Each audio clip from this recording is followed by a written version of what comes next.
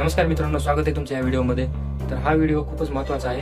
तर हैदराबाद गॅजेट लागू झाल्याच्या नंतर काही लोकांचे पुरावे सापडलेले आहेत, तर काही लोकांचे पुरावे सापडत नाहीत। तर त्यांना आपण कशा प्रकारचा पुरावा सापडेल हे ह्या व्हिडिओमधून सांगणार आहोत। तर तुम्ही कमेंट करून सांगा की कोणाचा पुरावा सापडले, कोणाचे नाही सापडले। नसेल सापडले तरी टेन्शन घ्यायचं नाही। या व्हिडिओमधून आपण सांगणार आहोत की कशा प्रकारे तुम्हाला तुमचा पुरावा सापडायचा आहे। 1967 असो, कधीचा पण असो जुना, त्या तुमच्या नोंदी आहेत सगळ्या, त्यातून तुम्ही सापडू शकता। तर मित्रांनो, आपण आलेलो आहोत आता आपल्या लॅपटॉपच्या स्क्रीनवर आणि क्रोम ओपन केलेला आहे आणि तुम्हाला तुमचा जो जिल्हा आहे तो जिल्ह्याचं नाव टाकायचं आहे।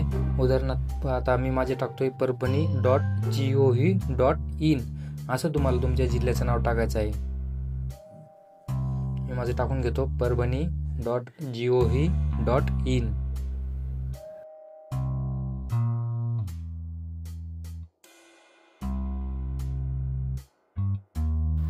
सर्च केल्याच्या नंतर तुमच्या समोर अशा प्रकारचा इंटरफेस येणार आहे।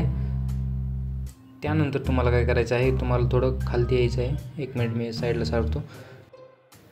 त्यानंतर तुम्हाला राईट साईडला 3 आडवे रेषा दिसत असतील, त्यावर क्लिक करायचं आहे।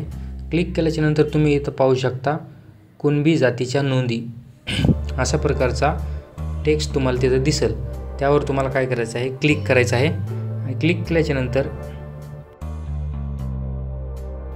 तुम्हाला अशा प्रकारचा इंटरफेस बघायला मिळेल। त्यानंतर तुम्हाला तिथं खाली बघायला भेटेल परभणी जिल्हा कुणबी मराठा जातीच्या नोंदी, मोडी अभिलेख नोंदी म्हणजे जुन्या काळातील।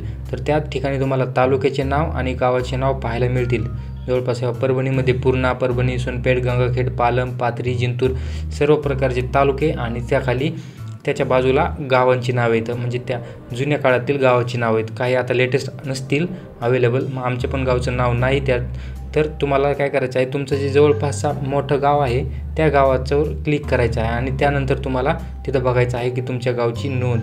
आता मी जवळपासचे गाव आहेत त्यावर क्लिक करून पाहतोय।